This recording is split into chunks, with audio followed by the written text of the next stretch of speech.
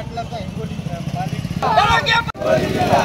पाटलाचा किल्ला हिंगोली जिल्हा धनंजय पाटील तुम्हाला एक मराठा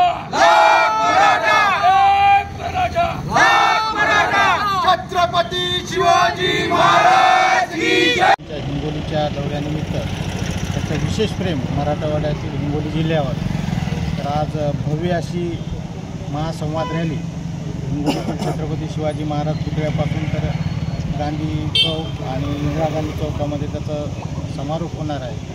तर पूर्ण हिंगोली जिल्ह्यामध्ये मोठ्या ताकदीने पुन्हा एकदा मराठा रस्त्यावर उतरलेला आहे।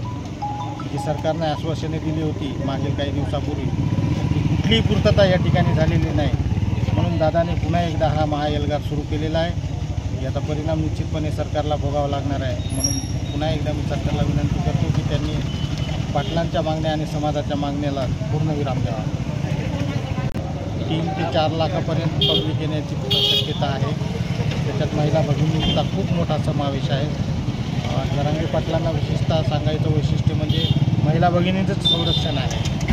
तर यावरून तुम्ही लक्षात घ्या की जर महिला रस्त्यावर आली तर त्याची परिस्थिती कशी निर्माण होते, काय होते, हे सरकारला समजायला पाहिजे। एकीकडे मुख्यमंत्री महोदय लाडली बहीण योजना काढतात आणि त्यात बहिणींना रस्त्यावर उतरायला होतात, ही मला वाटते कुठंतरी योग्य नाही। मराठा समाजाच्या मागण्याला लवकरात लवकर त्यांनी न्याय द्यावा, समाजाच्या वतीने मी त्यांना विनंती करतो।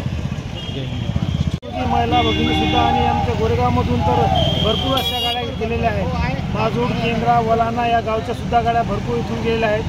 तरी माझ्या विचाराने तरी कमीत कमी 10 ते 12 लाख जनसंख्या ही जमा होईल। मराठी भगिनी सुद्धा आहेत। आज मधील संपूर्ण बांधव, ओबीसी बांधव असो कोणी असो, सगळ्यांनी सोयीच्छेने आपली दुकाने प्रतिष्ठाने बंद करून आज रोजी याच्यात सहभाग घेतलेला आहे।